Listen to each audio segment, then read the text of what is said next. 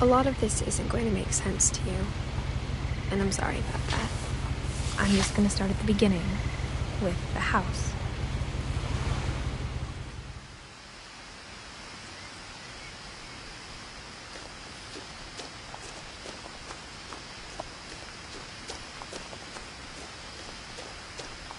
I lived here until I was 11, but I wasn't allowed inside half the rooms.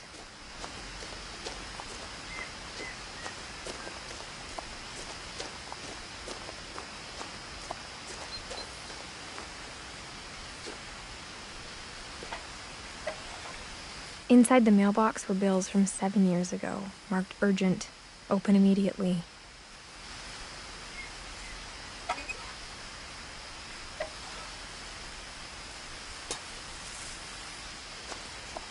I hadn't been back since my brother Lewis's funeral.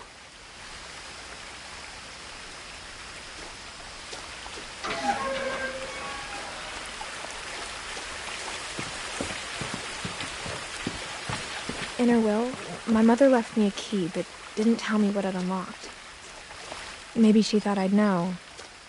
Or she thought the mystery would be enough to bring me back.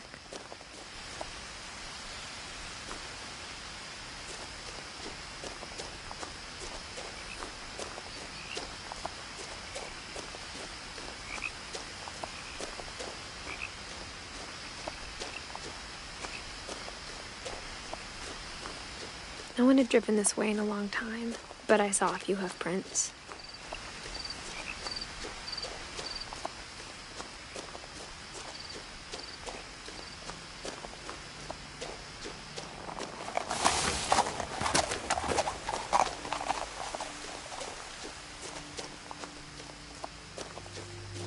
The truth is, even after I inherited the house, I never thought I'd come back to it.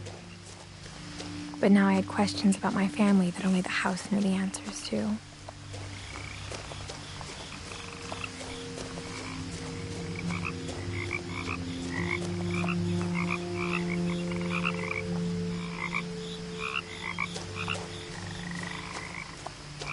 The house was exactly like I remembered it, the way I'd been dreaming about it. As a child, the house made me uncomfortable in a way I couldn't put into words. Now, as a 17-year-old, I knew exactly what those words were. I was afraid of the house.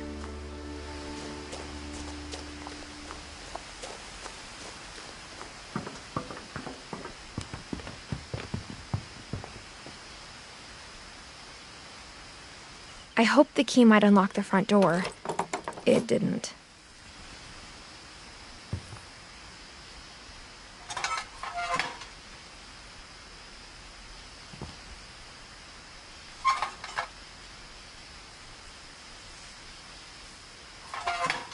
Looking in, I felt like the house itself had been waiting for me.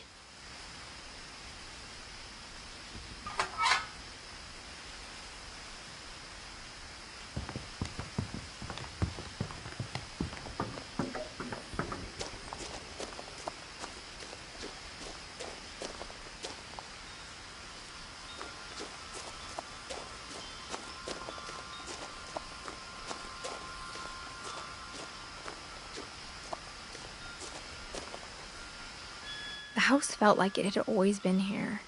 Even the swing set was older than my mother.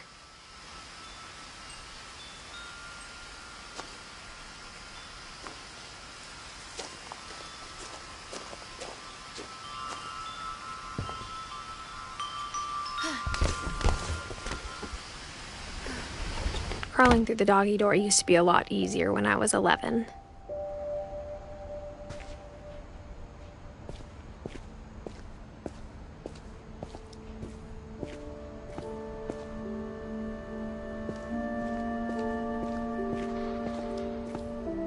The power had been turned off the night we left.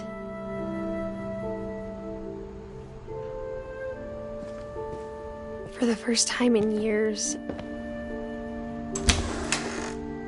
I felt like I was home.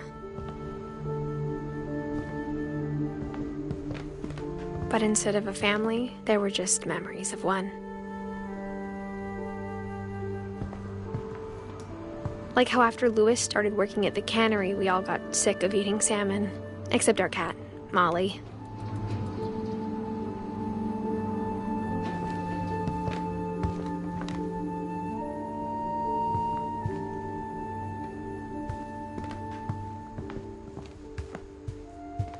The table was still a wreck from the night we left.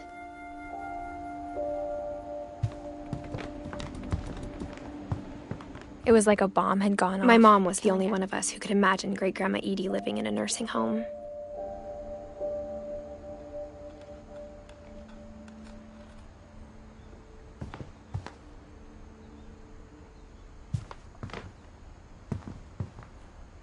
Nothing in the house looked abnormal. There was just too much of it, like a smile with too many teeth. Even the fireplace had a story. Edie told me the bricks came from the original house, after it sank.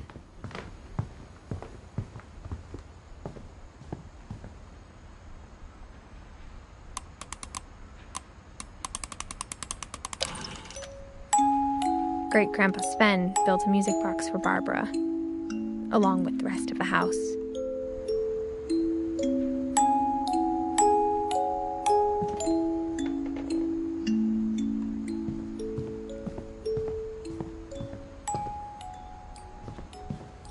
My mom wasn't much of an optimist, but she never stopped believing that my brother Milton was alive.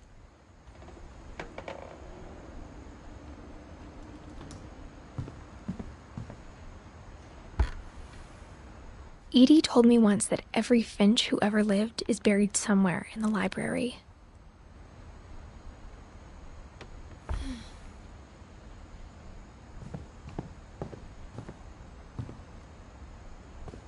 After Milton disappeared, Mom sealed up all the bedrooms.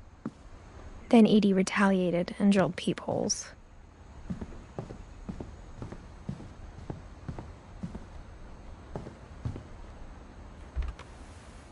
As a kid, I just assumed every house had peepholes and sealed rooms you weren't allowed inside of.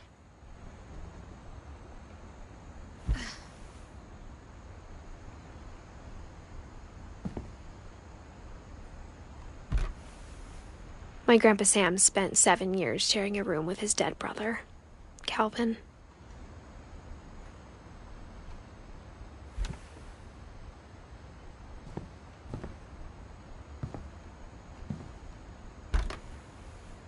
The last time I was in Edith Sr.'s room, I was 10 and she was painting my portrait.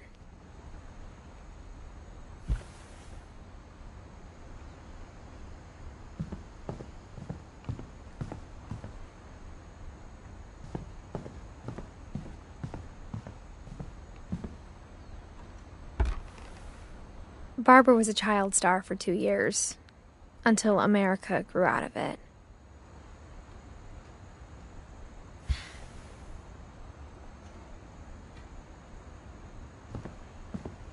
Whenever people ask me about my family, the first thing they always want to know about is Barbara.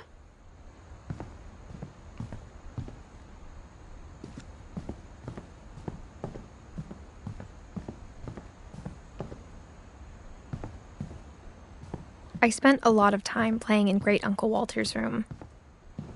I think my mom sometimes regretted not sealing it up. Louis told me there were secret passages, but I never believed him.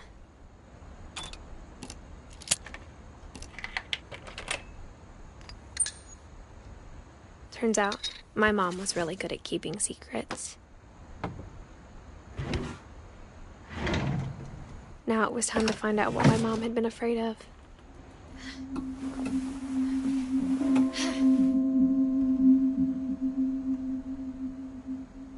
Reading this, maybe it sounds like I had a plan. But I had no idea what was behind that door.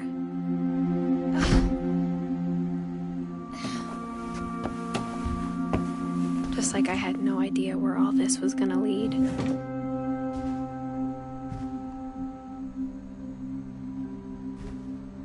I grew up looking at Molly's room through the peephole. Molly's gerbil had a tiny bedroom with its own even tinier gerbil cage.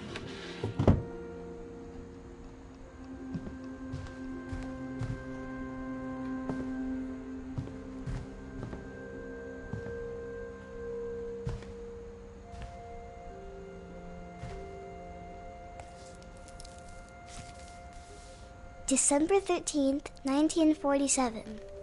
Dear Diary, I'll be gone soon, but I wanted to tell somebody about what's gonna happen. It started when Mom sent me to bed without dinner. I woke up and I was starving, so I looked around for something to eat. The gerbil food was dry, but I didn't mind it.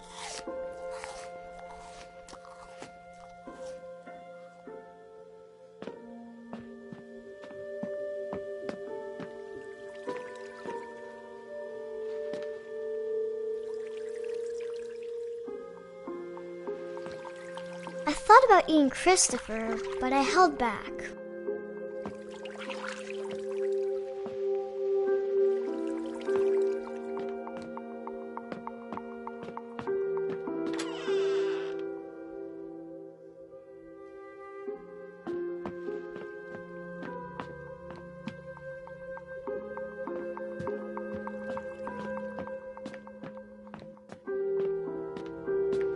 I kept eating and eating.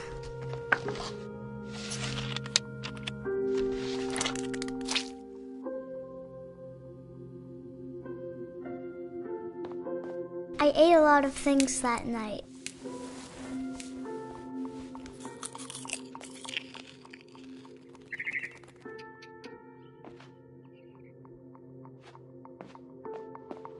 Then I heard chirping outside my window. It was a barn swallow going back to her nest.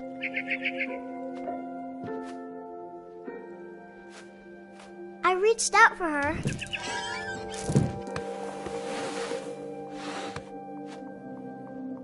And suddenly, I was a cat.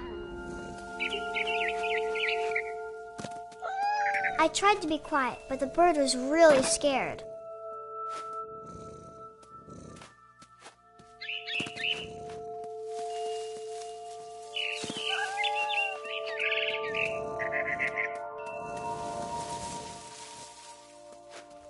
Mom and Dad didn't even look at me.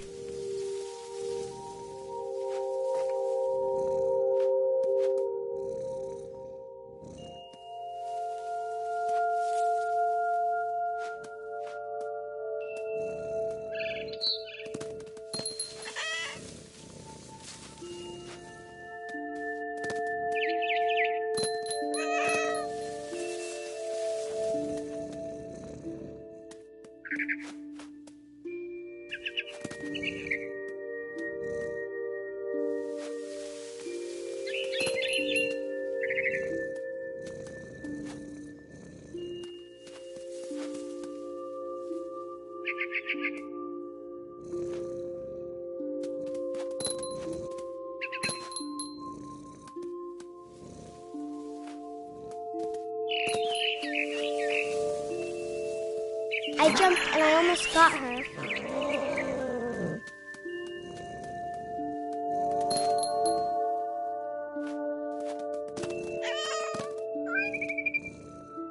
I could tell she was getting really tired.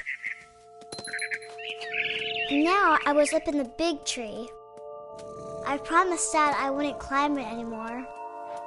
All I cared about was eating that mama bird.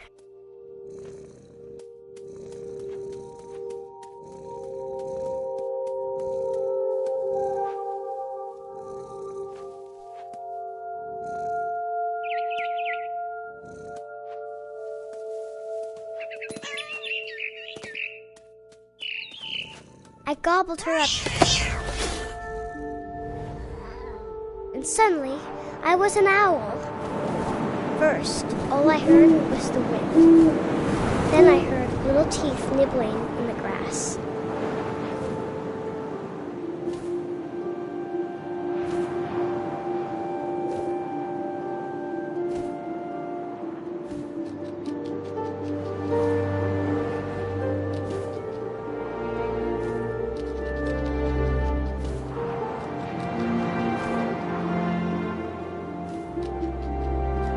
Rabbits.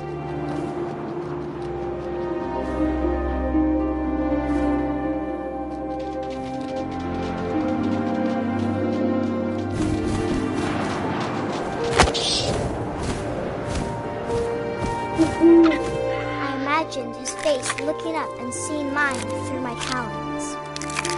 I swallowed him up, and I didn't chew one bit. Then I flew off to find something bigger.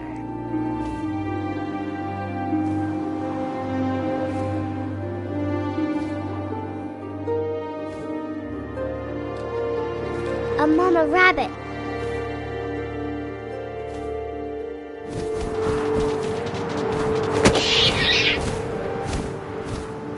She was almost too big to carry. I started choking, but I couldn't stop eating. And suddenly, I was a shark.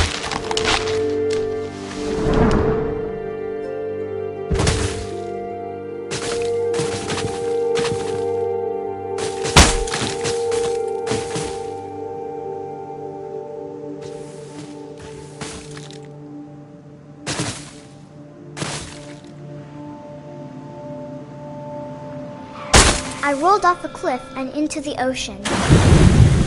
Now, I was hungrier than ever.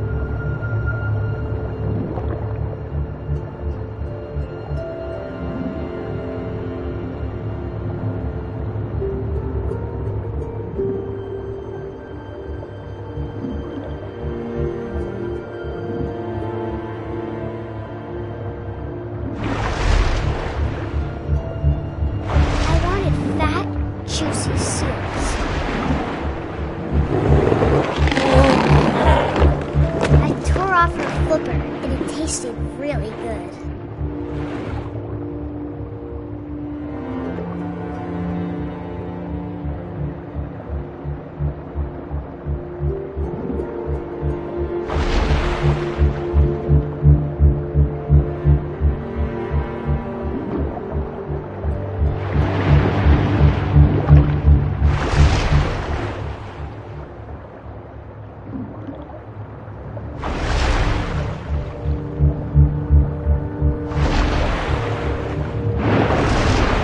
On tight. When I was so hungry, I jumped out of the water. When I opened my eyes, everything had changed.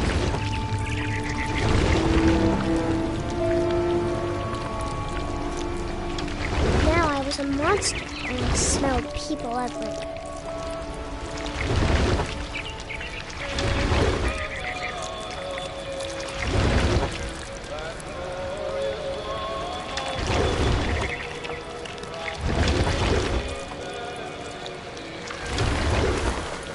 I was big, but I moved real quiet.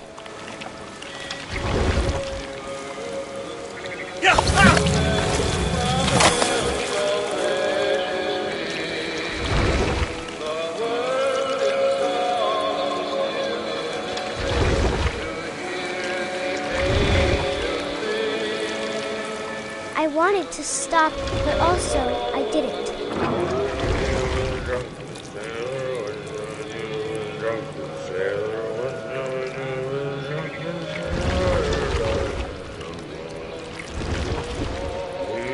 Belly with a rusty razor, belly with a rusty razor, belly with a rusty razor.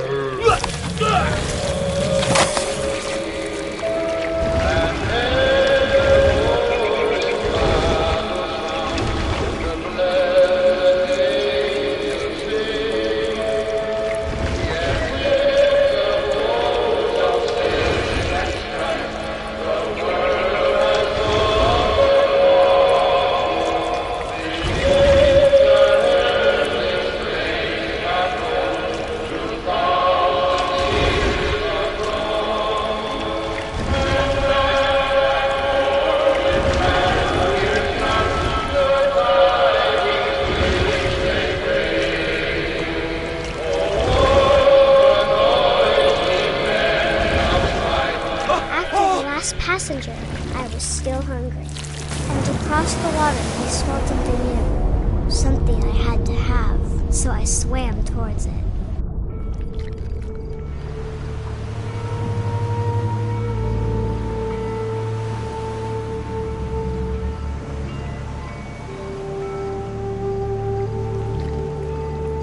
I slithered onto the sand, and the good smell went into an old pipe.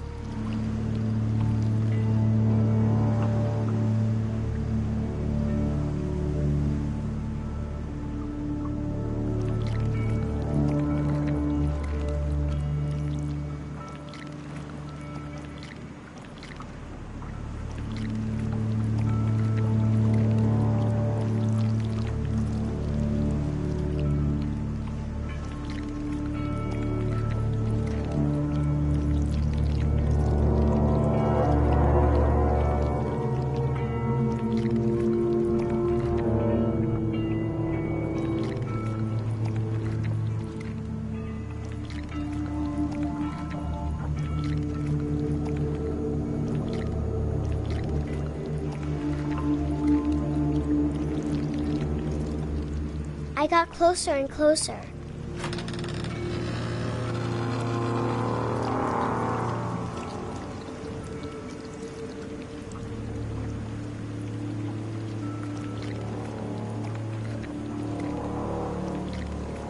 All of my stomach started growling. And suddenly, I was me again. I held my breath for a long time, but I couldn't hear anything. I think it's waiting for me to fall asleep. But it's not going to wait much longer. It needs to feed, and we both know I will be delicious.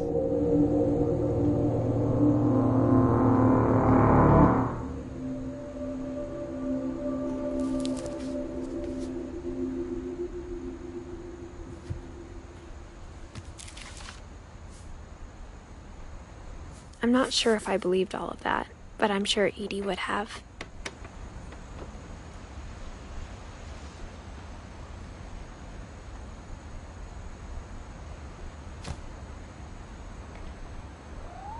I got the sense Edie had spent a lot of time here, before my mom sealed the doors.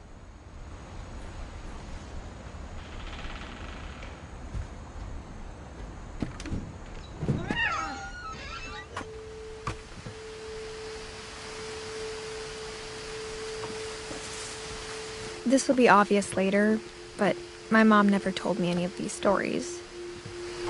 Edie would have, but Mom didn't like bringing up the past. Though, when we adopted a stray kitten, she was the one who named it Molly. I spent a lot of time in Great-Grandma Edie's room.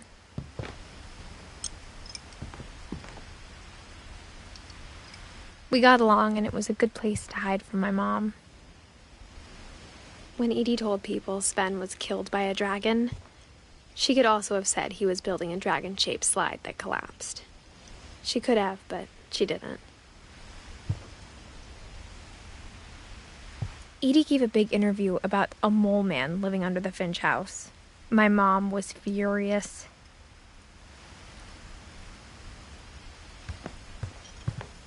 Her room was like a museum.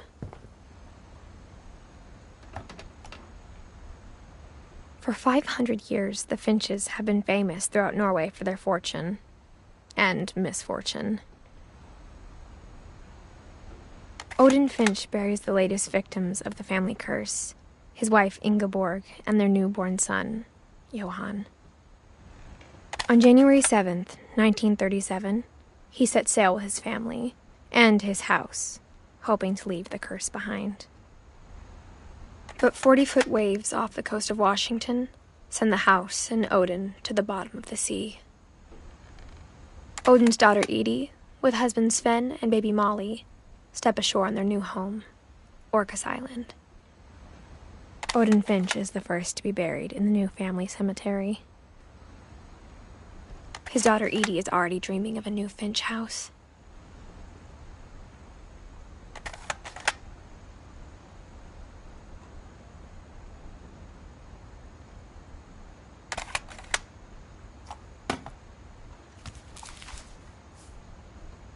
Whatever's wrong with this family, it goes back a long ways.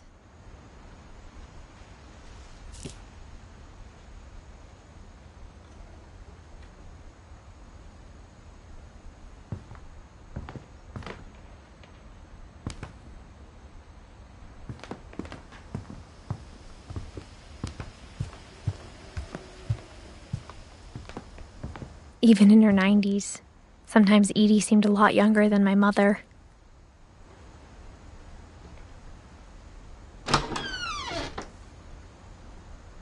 The only trace Grandpa Sam's first wife, Kay, left on the house was the pink bathroom.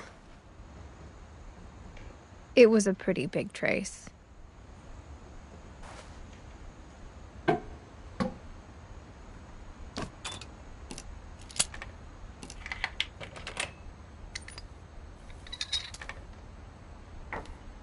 There's a secret in this bathroom. It's in the last place you would look. It isn't in the cupboard. It's hidden in this book.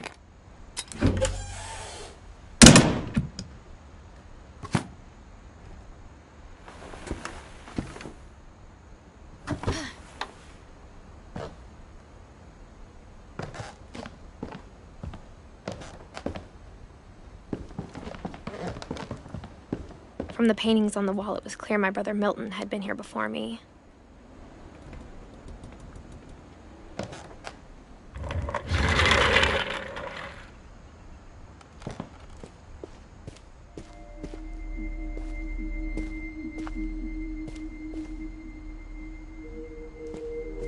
I knew Grandpa Sam had a twin.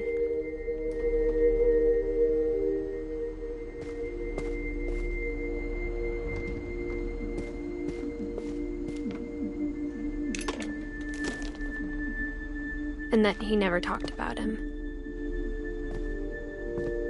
I guess my grandpa didn't like history any more than my mom did.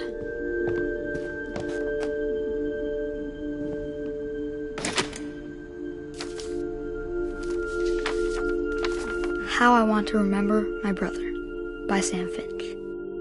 The thing I remember is that when he made up his mind, that was it.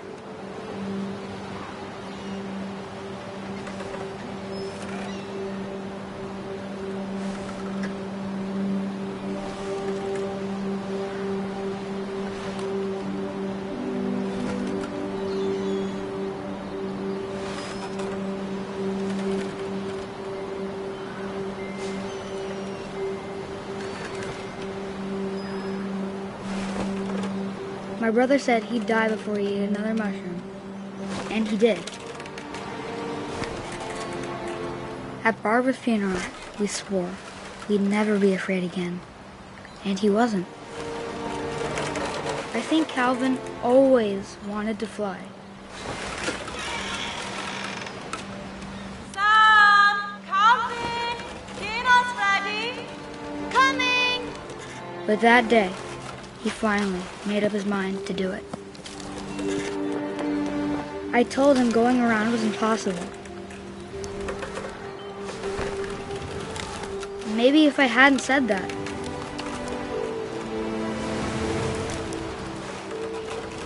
Calvin! I'm not gonna tell you again! Maybe if the wind hadn't picked up. Then maybe he'd still be here. But I doubt it. I think he'd already made up his mind. That's what I want to remember about my brother.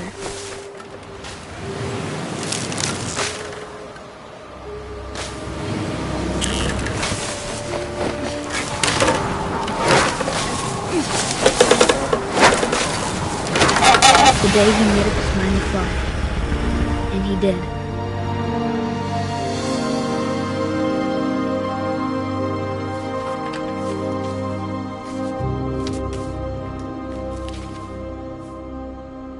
Calvin's story felt strangely familiar. When I was younger, I remember trying to do the exact same thing.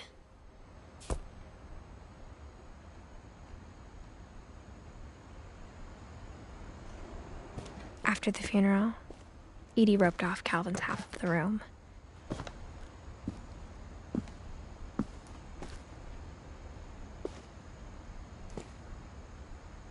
Mom said Grandpa Sam enlisted at 18 and never set foot in the room again.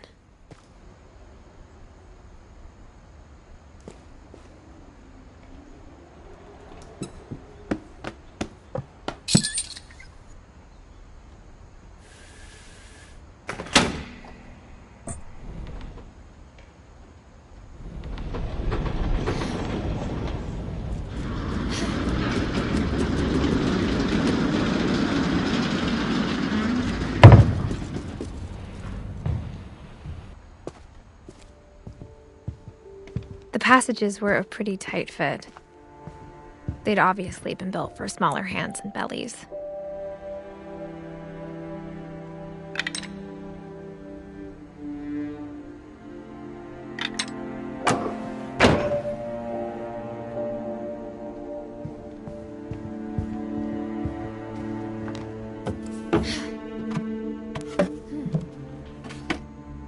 Growing up, I always thought of Barbara as a child star.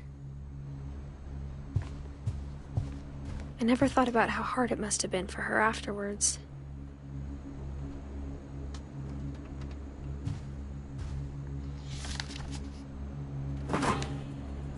Of all the stories people wrote about Barbara's death, I'm surprised Edie saved this one.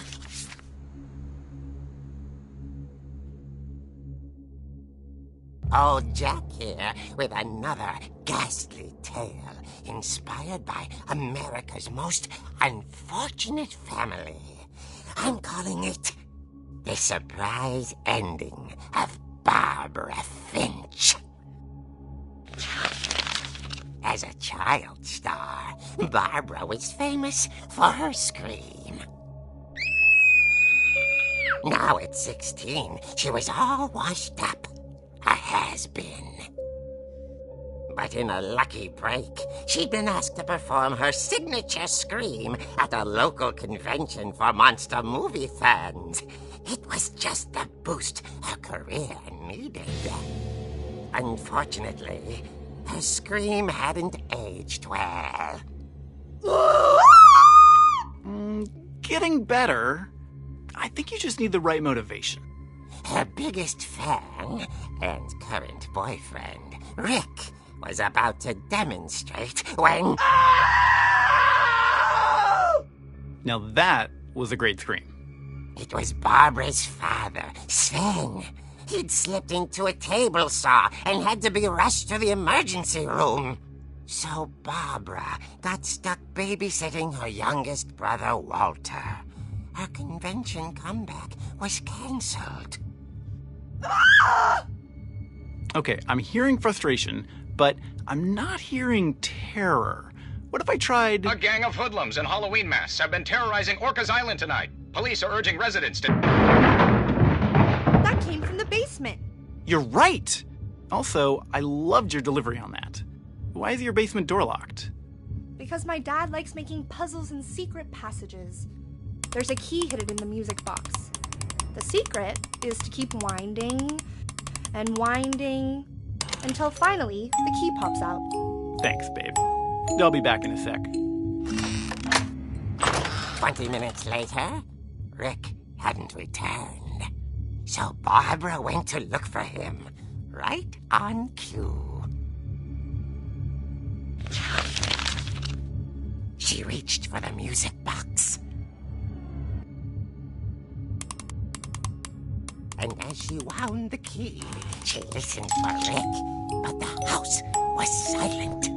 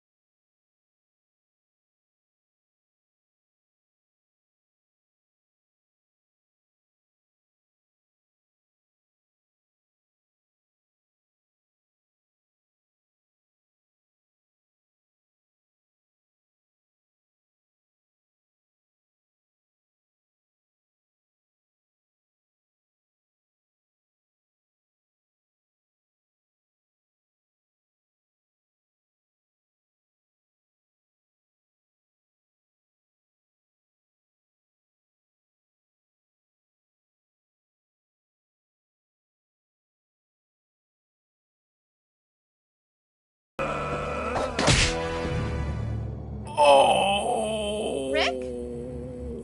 Barb, relax. I was just trying to scare you to help you find your scream. Well, I'm not scared, Rick.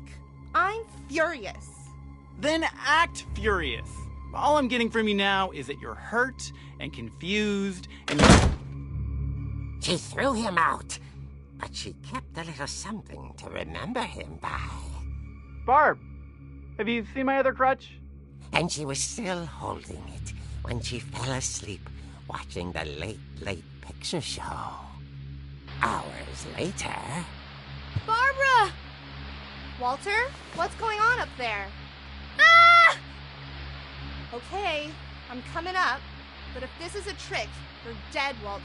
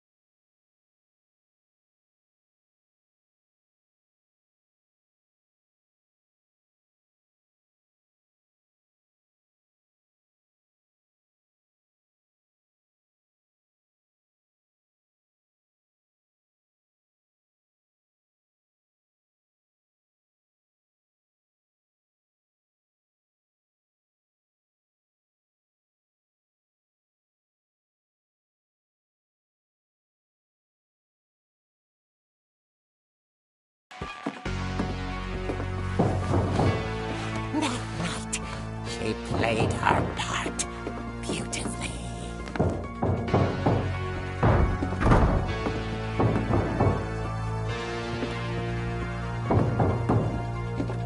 Molly's door hadn't been opened in years. The hinges groaned.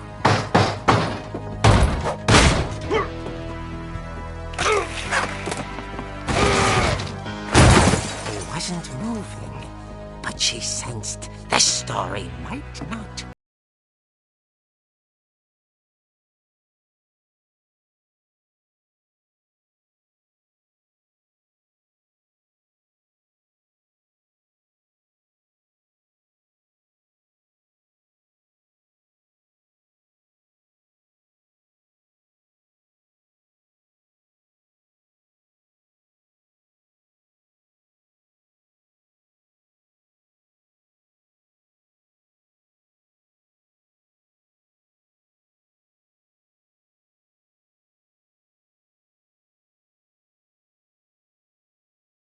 At the door, she heard whispering.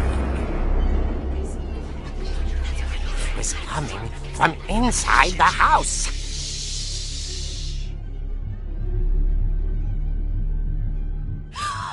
Oh dear.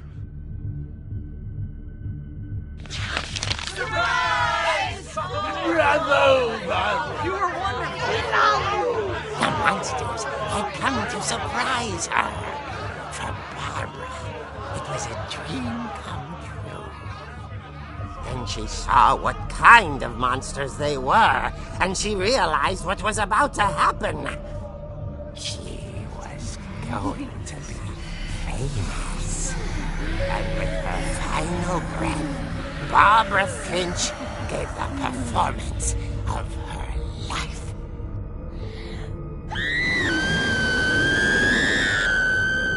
I wasn't there myself, but I hear Barbara was magnificent. Poor girl. She had a taste for stardom. But unfortunately, so did her fans. Of course, the police blamed it all on poor Rick, who disappeared the same night. And little Walter? Hiding under his bed the whole time. He took it all pretty hard, but that's another story. As for Barbara, tucked inside the music box is all they ever found of her. Her ear. Now that's what I call a real eerie tale.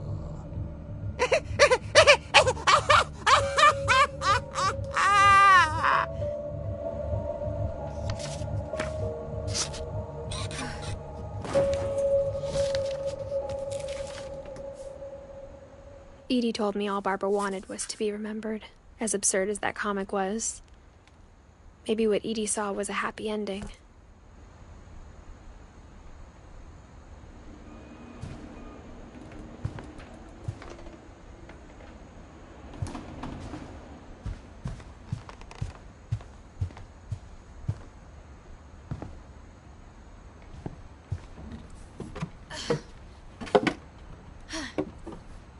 I guess now I know why Mom didn't like me playing with the music box.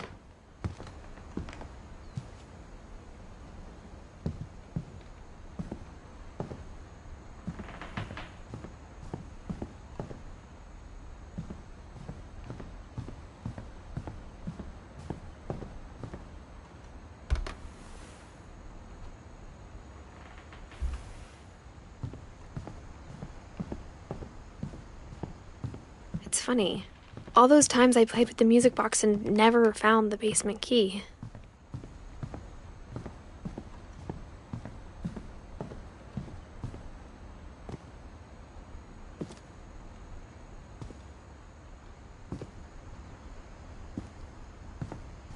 A lot of things got left behind in the whirlwind of that last night.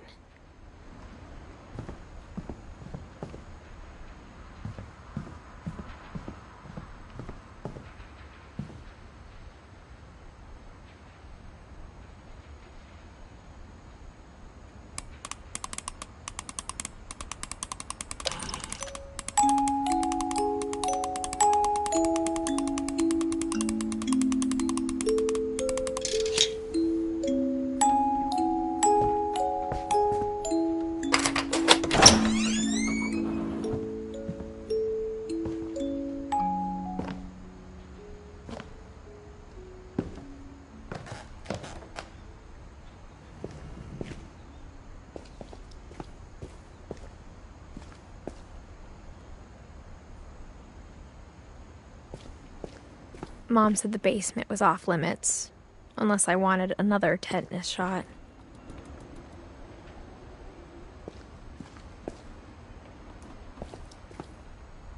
I saw Edie sneak down to the basement once, carrying packages. I thought maybe she was hiding presents.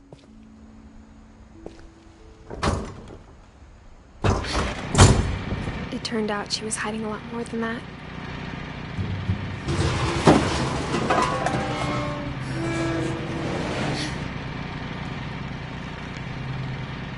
I remember asking Mom once about where Walter had gone. She said after Barbara died, he got as far away as he could. If there's a pattern in all these stories, I think it's that none of us has gotten very far.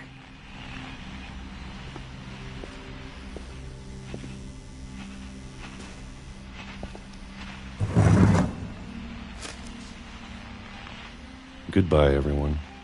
I can't believe I've been down here for 30 years. On that first day, after the shaking started, I didn't think.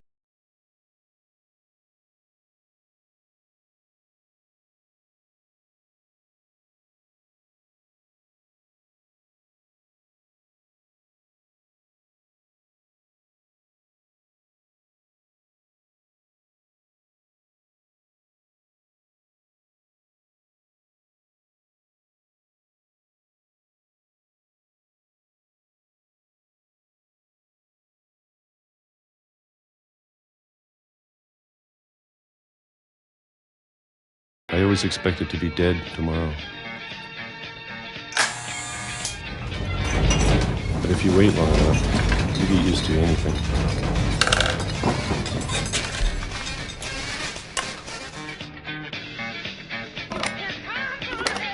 Even a monster on the other side of the door starts to feel normal. Almost friendly.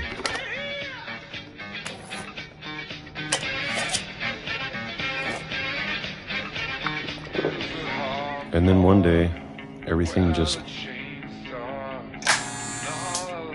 stopped. Whatever that thing was, it was gone. Maybe it got tired of waiting. Or maybe I just got tired of being afraid.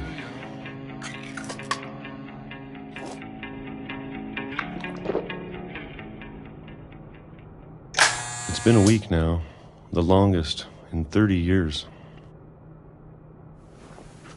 I'm done waiting. I have to leave while I still can.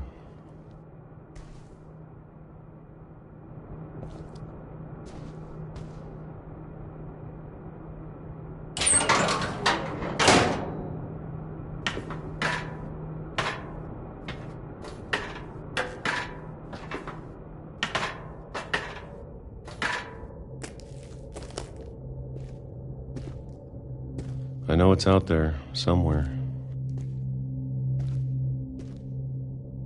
Whatever killed Barbara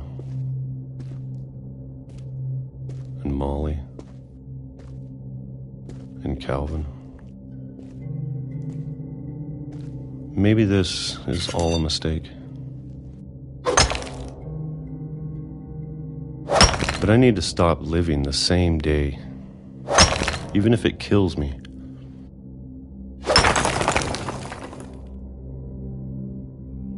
Whatever's out there, I want you to know I'm ready for it. I'm going to appreciate all of it, especially the food. I don't mind if I only have a year left,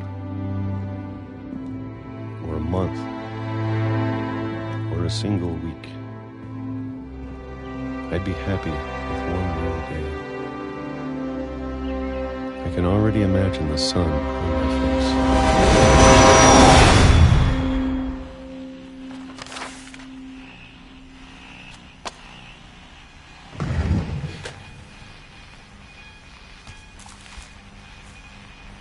Walter died when I was 6. I can't believe my mom never told me he was down here.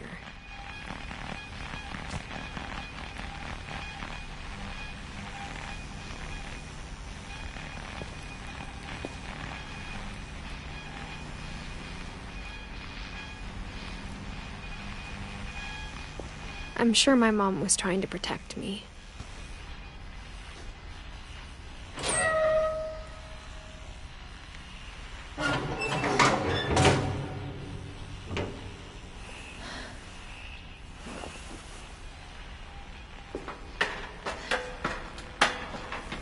Maybe she was afraid I'd end up like Walter.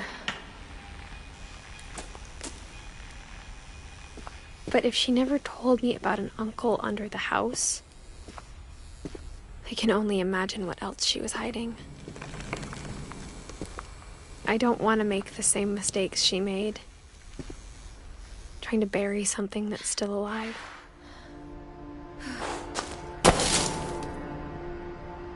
Now that there's only one of us left, or maybe 2, I thought it was time I heard the stories for myself and found out what happened to everyone else. But now I'm worried the stories themselves might be the problem.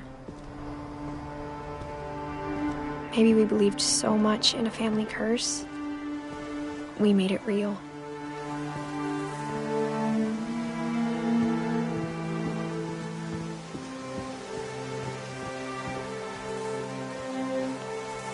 I don't know if I should even be writing this.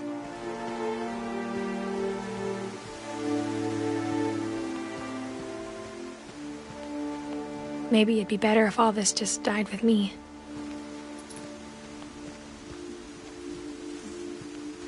But I thought you should know about your family.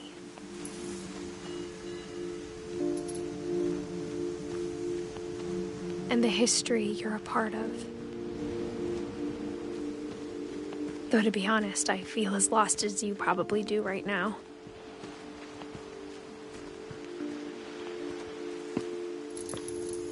I think the people in these stories believed them, for what that's worth.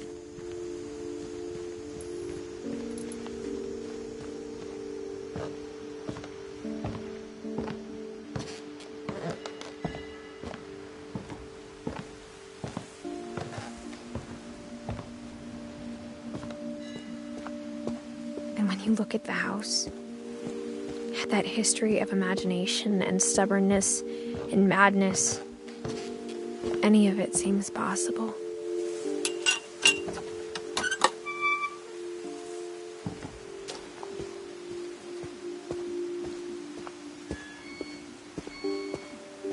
I think we've been surrounded by death for so long, we've just gotten used to it. What kind of family finishes building a cemetery before starting the house?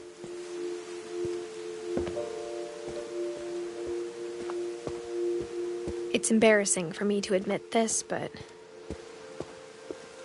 the pet cemetery made me more uncomfortable than the human one. 3 of the gerbils are mine, and 2 had been my fault. Sven built the house, but it was Edie who designed the cemetery. I'm sure Odin's monument had been Edie's idea. My mom was always trying to move on, but for Edie, the past never went away.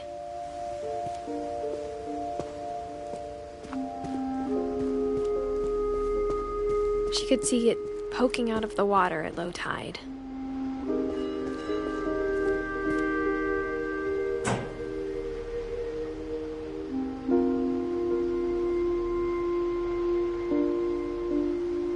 Edie said she dreamed about the old house every night.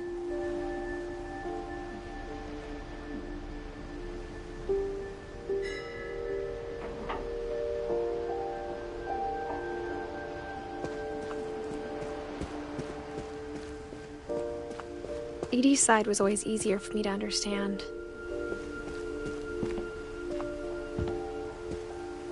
But the older I get, the more I can see where my mom was coming from.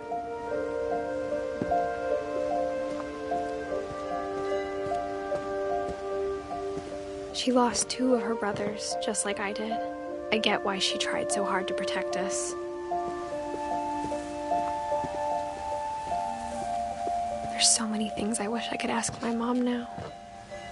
Part of me thinks this is what she wanted all along. For me to come back someday and find everything out for myself.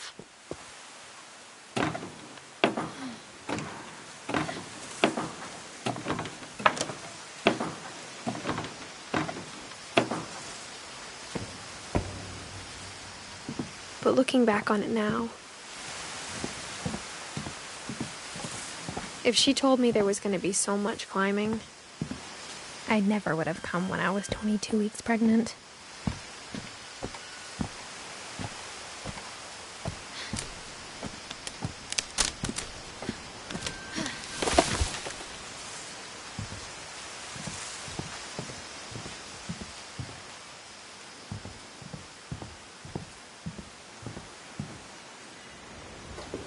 I never met Grandpa Sam, but I think he and my mom had a lot in common.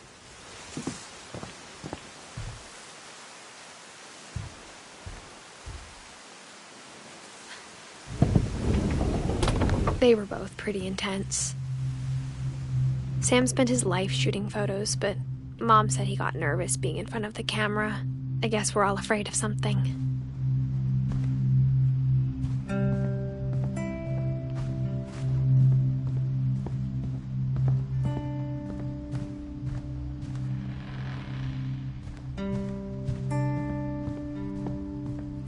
Instead of hiding from death, Sam seemed to go out of his way to meet it.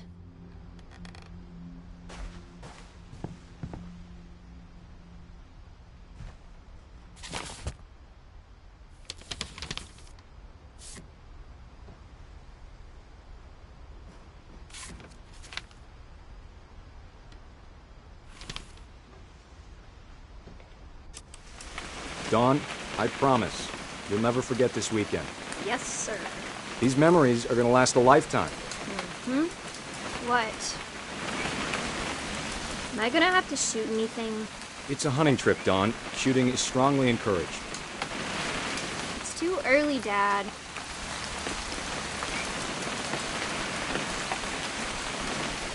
Okay.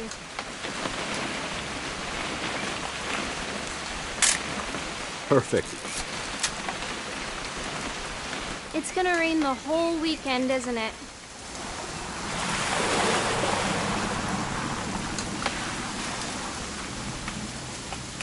Please just take the damn picture.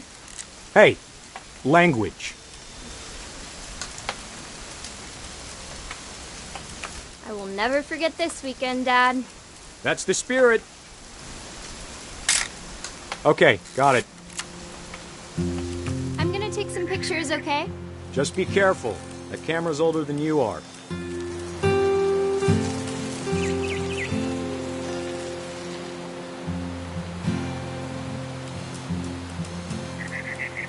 You're right, Dad. It's starting to clear up. Still freezing, though.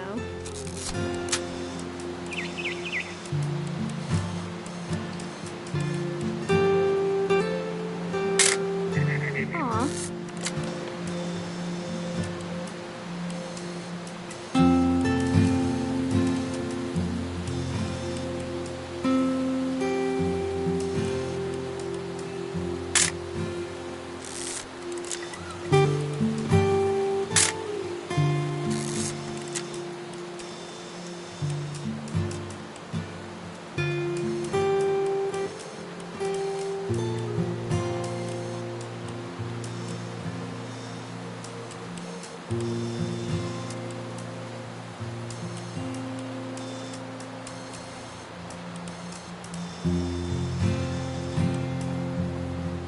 Definitely should not have drunk all that coffee.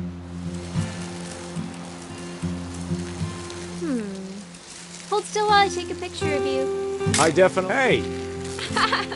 That's a keeper. Nothing quite like being outside. I'm just saying, I'm not always gonna be here, Dom. You'll need to remember this stuff, if you want to survive. I'll be fine, Dad. You know who else thought he was gonna be fine?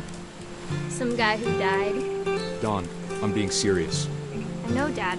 You're always serious. Doesn't being out here make you want to chill out? Well, to tell you the truth, I haven't been out here in 20 years.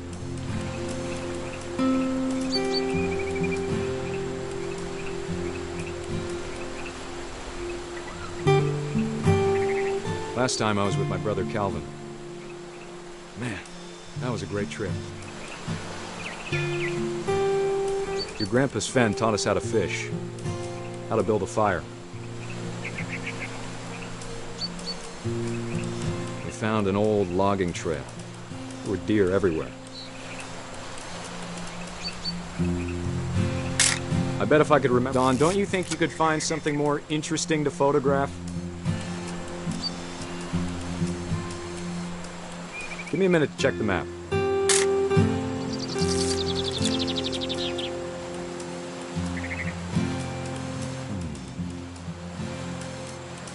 Dad! Good eyes, Don.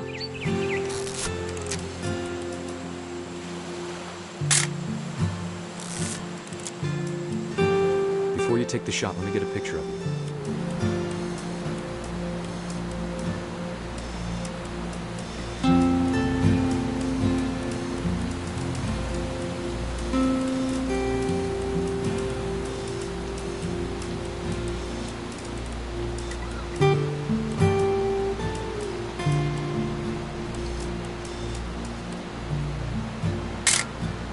I'm over here, Dad.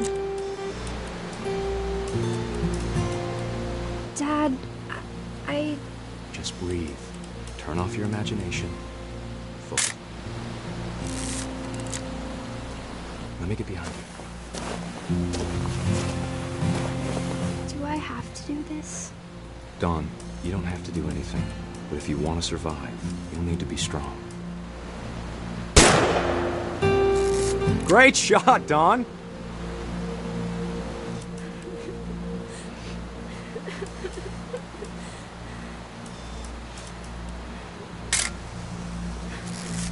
proud of you, Dawn. Always remember that, okay?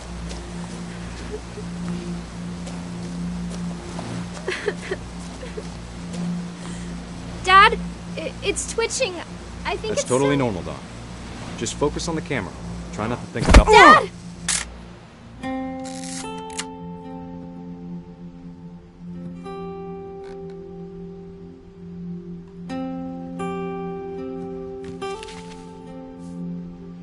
Of all these stories, that's the one I wish most that my mom had told me.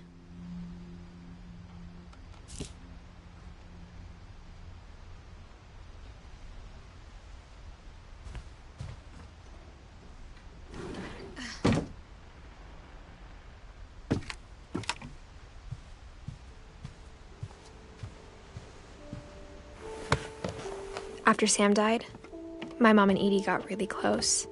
They'd both lost a lot.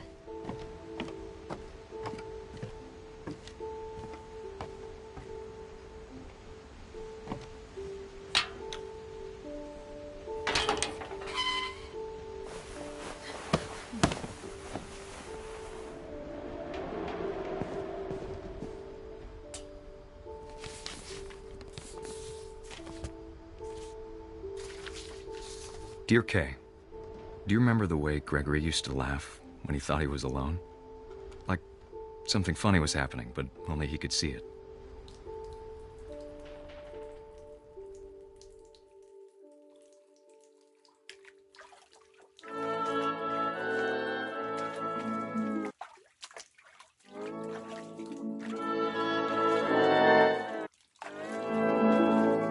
I think he saw things the rest of us don't.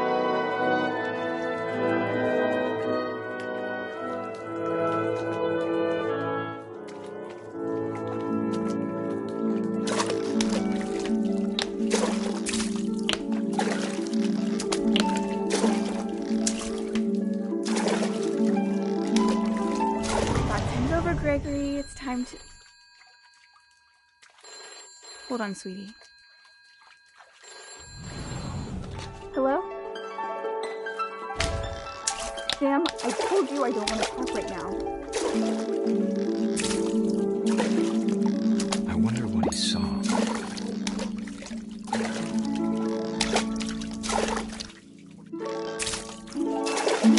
What his world was like.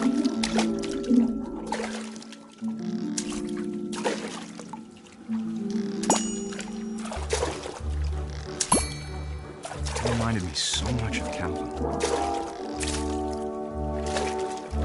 Lost in his imagination. Whatever it was, he saw.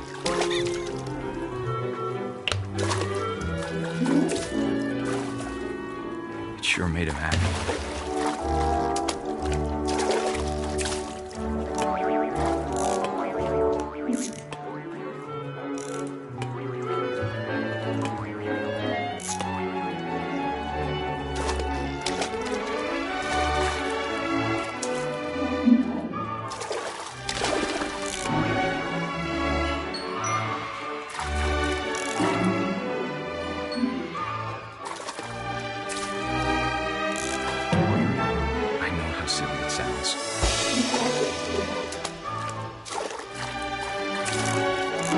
I worried about a baby being too happy. I feel him slipping away. Sorry about that, Gregory. I know you did everything you could. Maybe if I hadn't called that night. Damn it. Hold on, I wish he could have told us about the world he saw.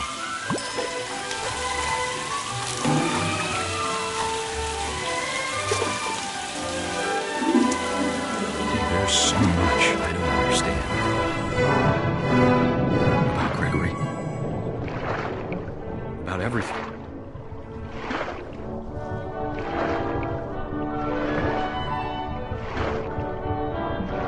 But I know what happened wasn't your fault.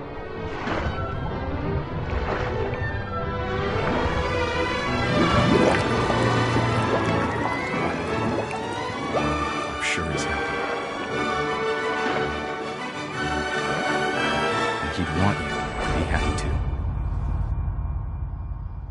Good luck, Kay. Love, Sam.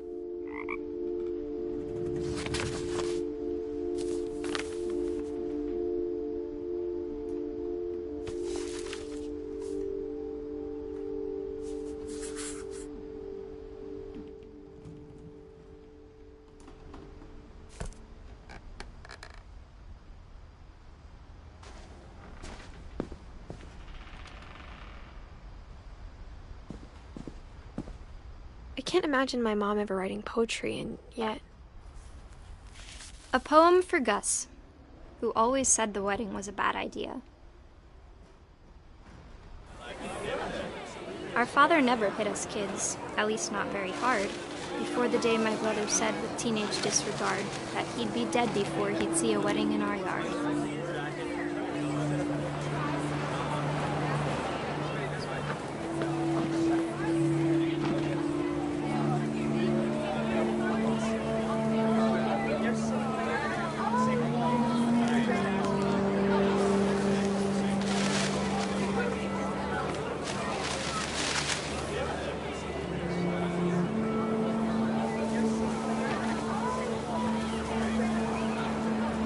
Father made him come, of course, but Gus stood far apart, just flew his kite and bottled up the storm inside his heart.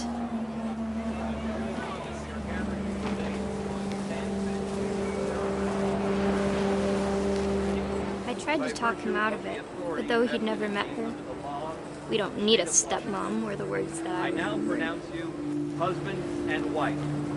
You may kiss the bride.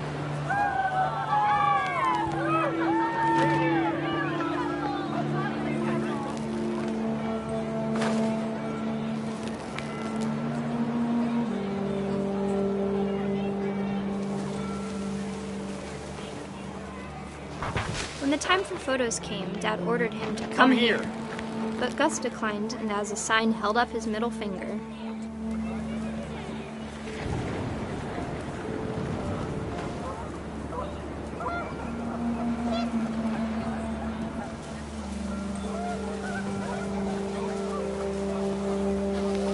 The wind picked up, and panicked geese appeared and quickly went.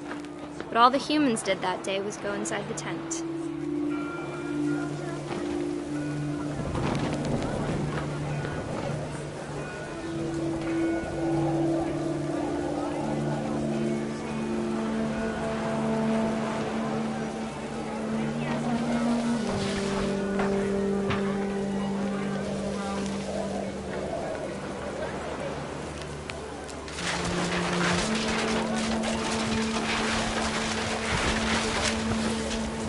The rain came down in buckets then, but no one seemed afraid that nature might destroy the tent our dad had crudely made.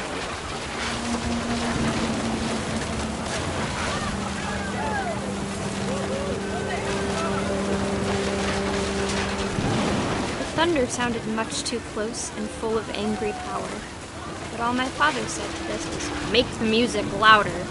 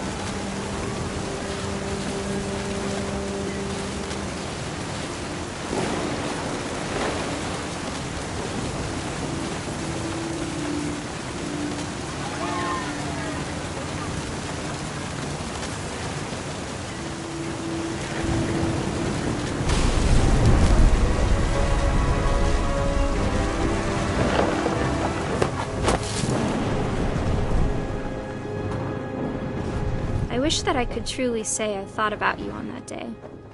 Out there on the beach alone, just you, the wind, the sea, and foam. But I didn't, until we found you.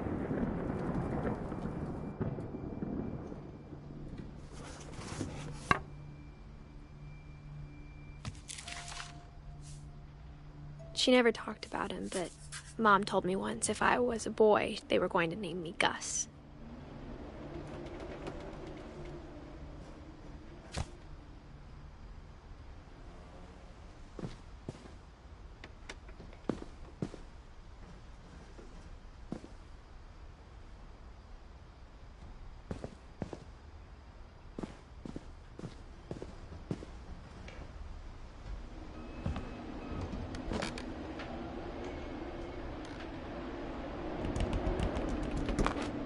My mom moved up to the loft after her brothers died.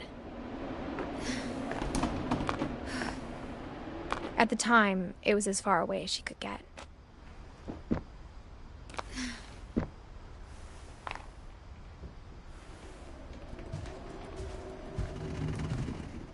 She spent a summer building houses in Calcutta, where she met my dad, Sanjay.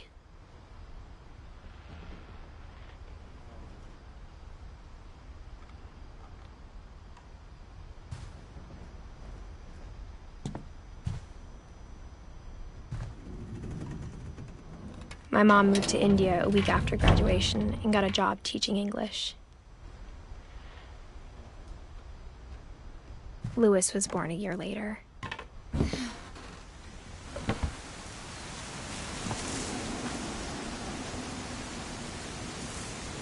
When my dad died, I don't think Mom knew where else to go. I'm sure Edie was happy to have her back. And to see kids in the house again.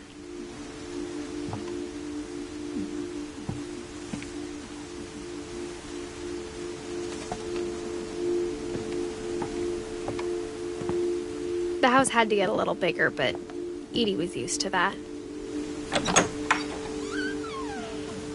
And for a while, things were good. Almost normal.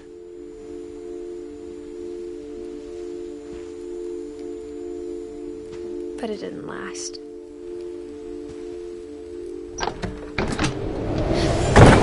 The beginning of the end was Milton's 10th birthday, when Edie gave him a castle.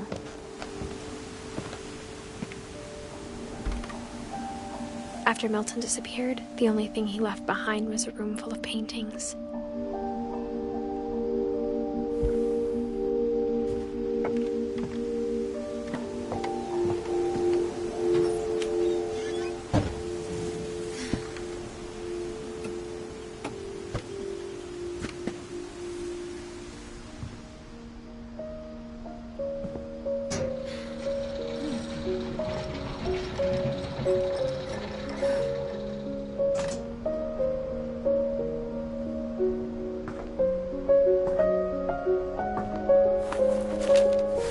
Milton Finch in The Magic Paintbrush.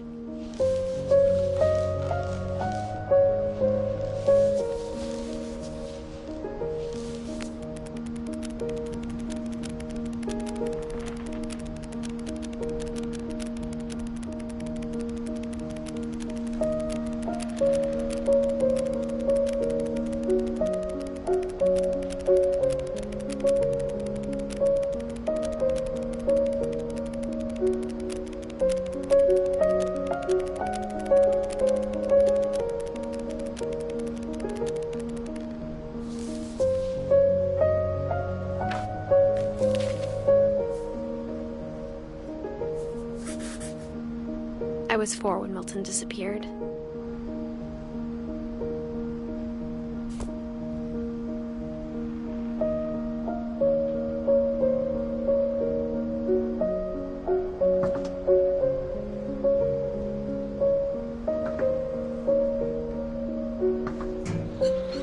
Mom spent months searching for my brother.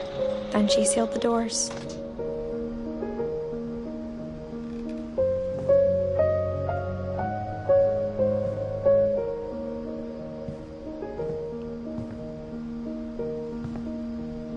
Whatever Milton had found in the house, Mom didn't want it getting out.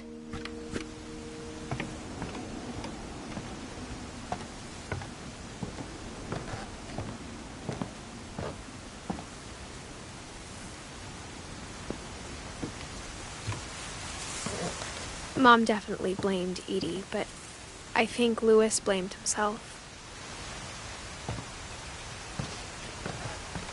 After he graduated, he just spent more and more time in his room. Until Mom got him a job at the cannery.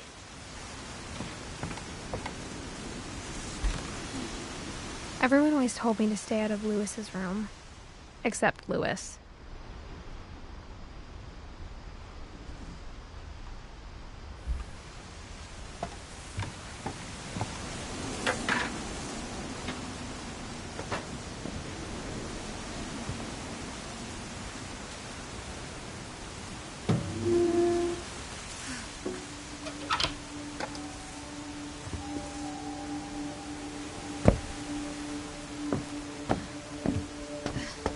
Lewis's room smelled very, very familiar. That part of him lived on.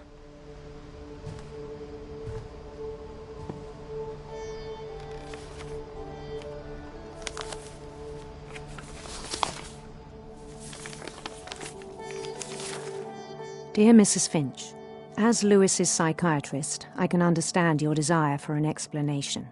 As I see it, the trouble began in January, shortly after we convinced your son to seek treatment for substance abuse. Newly sober, I believe Lewis first noticed the monotony of his daily life.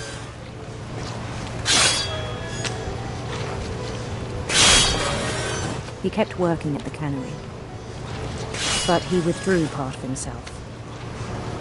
In our sessions, I saw the same behavior. His mind began to wander. I asked him to describe it. He said he started small,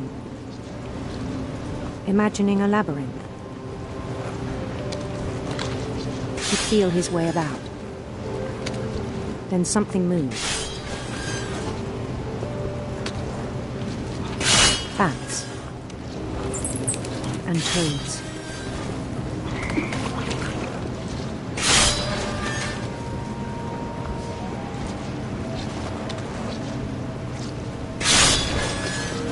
And things that have not names.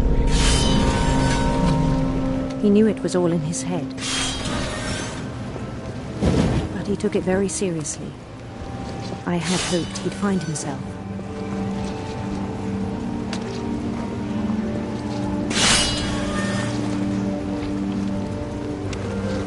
But he found something more.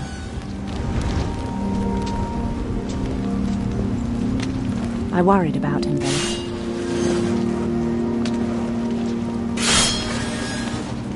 Daydreaming at the cannery, I spoke with his boss. But he said Lewis had become a model employee. Methodical, tireless, focused. Like a whole new Lewis. So I let him go on.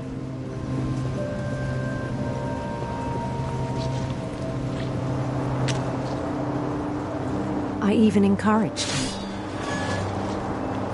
It seemed very promising at first. He told me he'd made a new friend.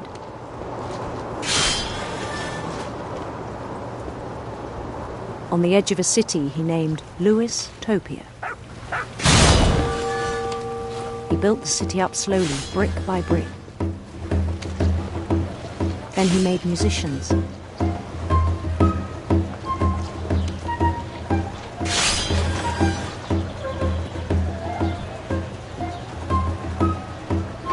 And songs for them to play.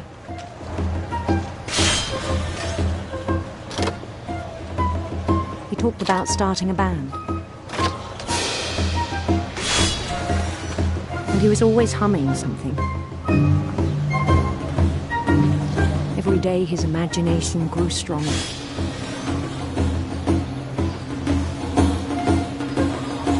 He no longer spoke at the cannery. But his chopping was as reliable as ever. Then one day it struck him that all the cheering crowds, even the stones under his feet, were all in his imagination, so he could do whatever he wished.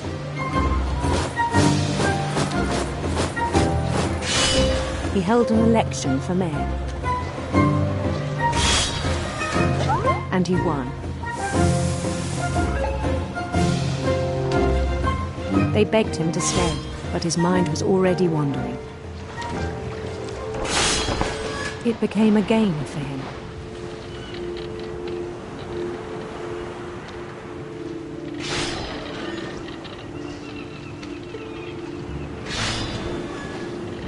He'd conquer a city, then immediately push on.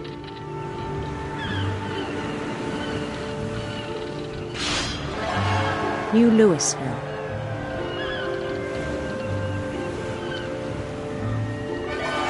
St. Louis.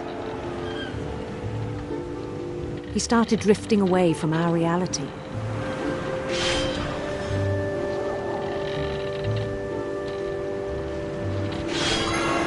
Minneapolis. Until one day he forgot to go home from the canal.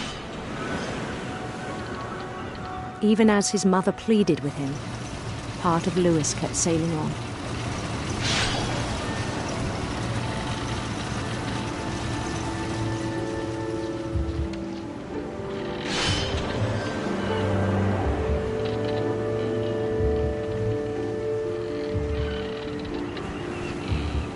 In Louisburg, he heard rumors of a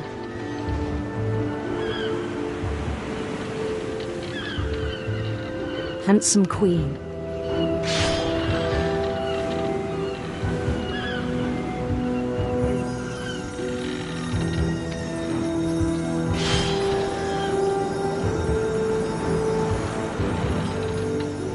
The queen was on her own quest for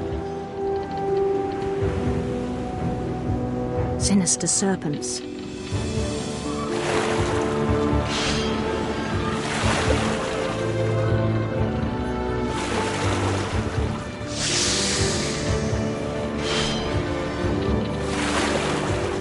He followed the sound of her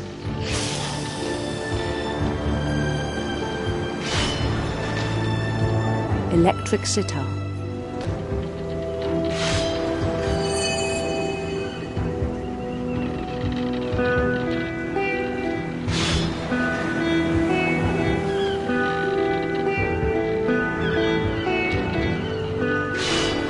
His chase led him to a golden palace east of the sun and west of the moon. Even then, his logic remained sound. He knew the world was all in his imagination.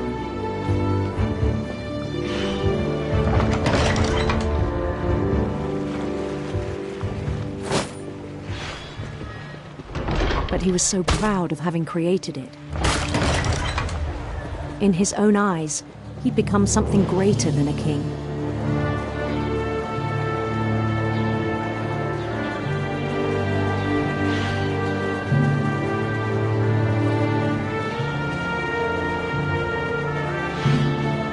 For someone who'd never known success in the real world, I think it was overwhelming.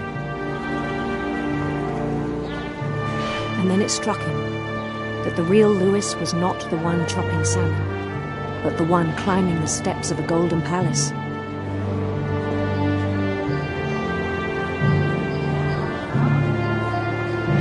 My imagination is as real as my body, he told me. It was hard to argue with him.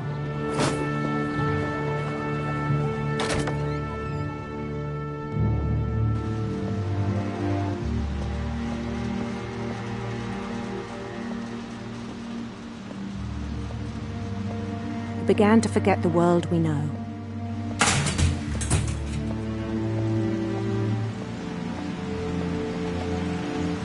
I think it pained him to remember Louis, the cannery worker.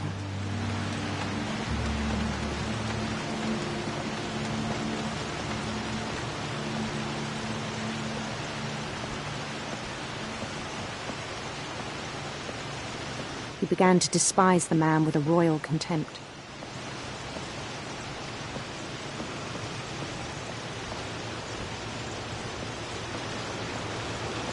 I still thought I could save him. Even after he said he was being crowned king over all the lands of wonder.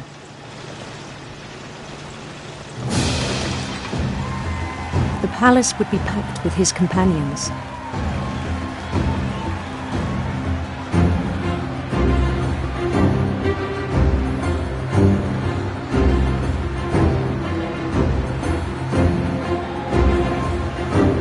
Including the wise Calico who'd insisted on inviting him.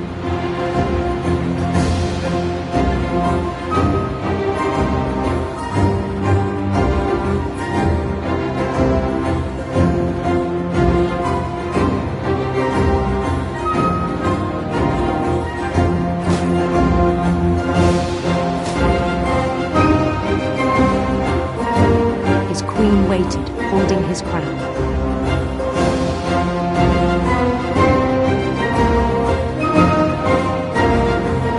There was only one thing left to do.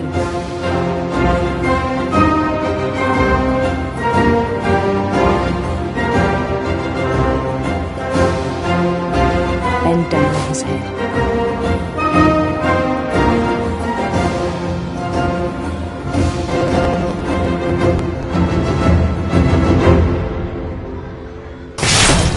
And the rest I think you know. Mrs. Finch, your son was a kind man who will be missed by all of us who knew him.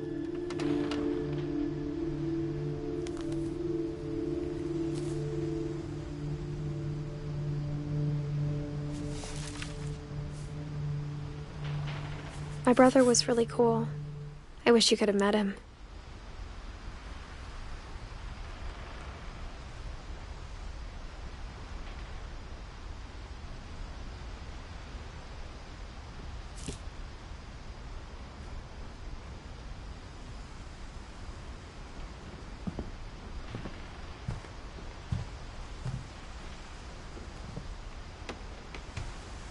Louis and I spent a lot of time playing games together, but he was surprisingly bad at them.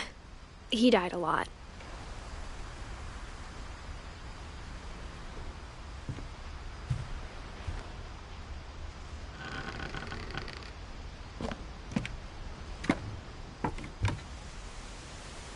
On the way back from Louis's funeral, my mom told me to start packing. She waited until the day before we left to tell Edie.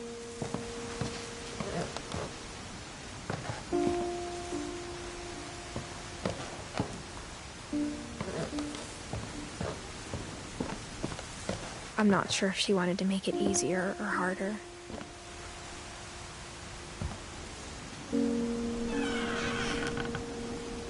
I wish we'd stayed. But I understand why we left.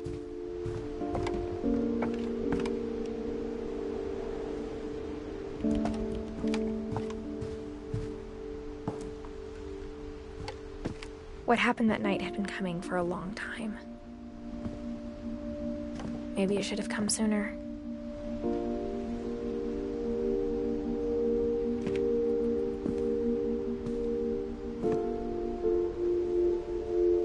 But it had to end one way or another. All that's left now is to tell you about that last night.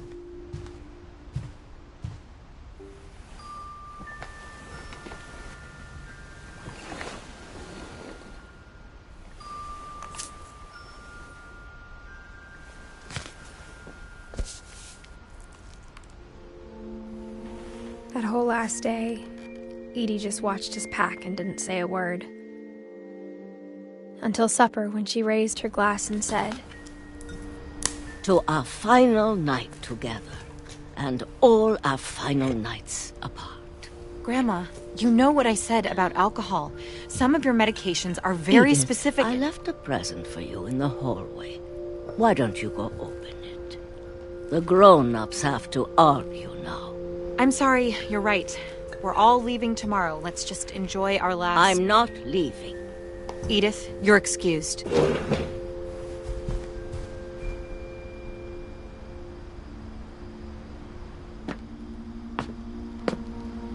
The power had been shut off that morning, but Edie always had plenty of candles. When my mom sealed the library, I don't think she knew about the other entrance.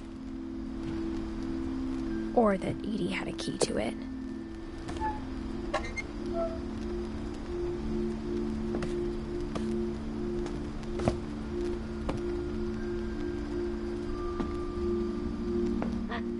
you're afraid of isn't going to end when you leave the house. Edith has a right to know these stories. My children are dead because of your stories. I think it's best if Edith and I leave tonight.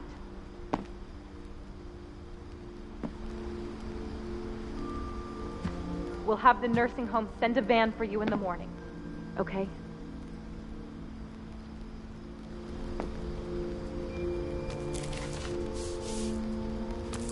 Dear Edith, there's so many stories I wish I could tell you, but there's only time for one. This is about what happened on the night you were born.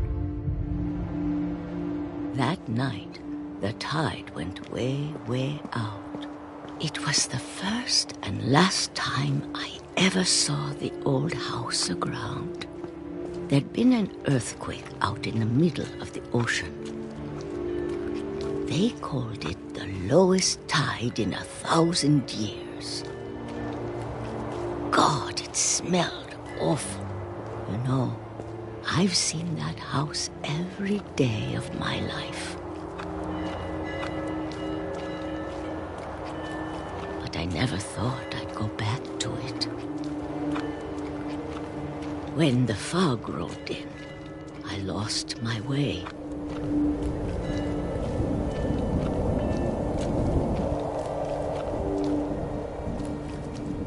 I got turned around.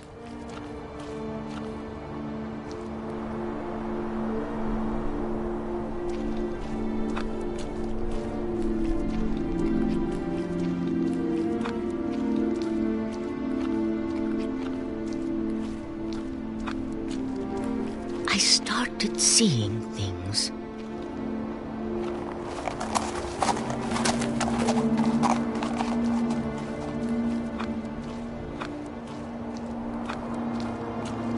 Things I'd forgotten had ever existed.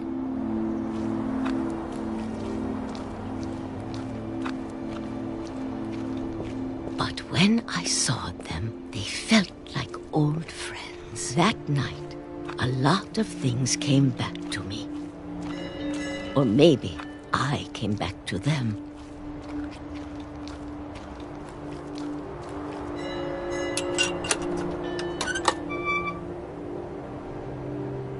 Things I can't explain, but that I need you to try and... Edith, what are you doing in here?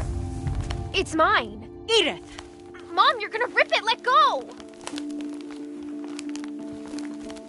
I kicked and screamed, but Mom dragged me to the car.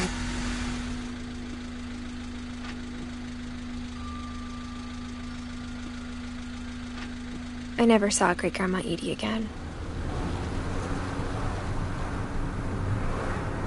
The next morning, the van came to pick her up, but she was already gone. After that, we moved around a lot.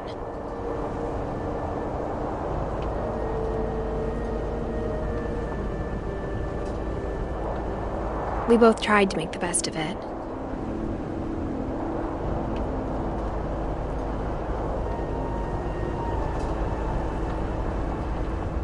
A few years went by.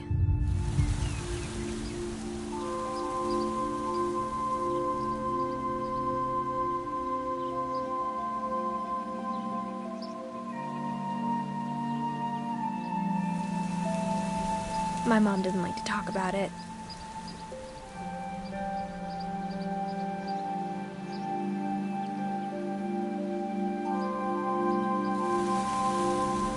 But she started getting sick a lot. The rest happened pretty quickly.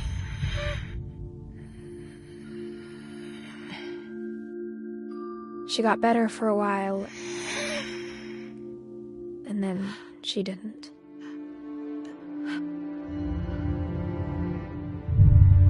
And then I was alone.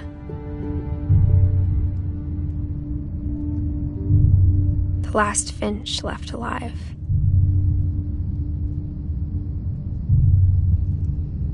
Until I found out about you.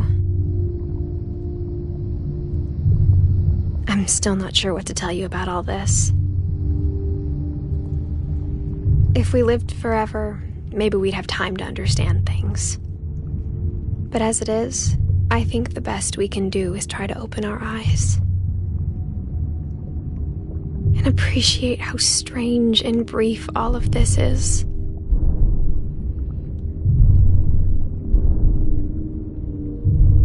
This journal was supposed to be for you. But now I hope you'll never see it.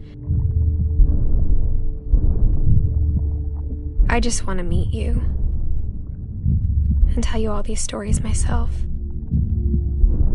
But I guess if you're reading this now, things didn't work out that way.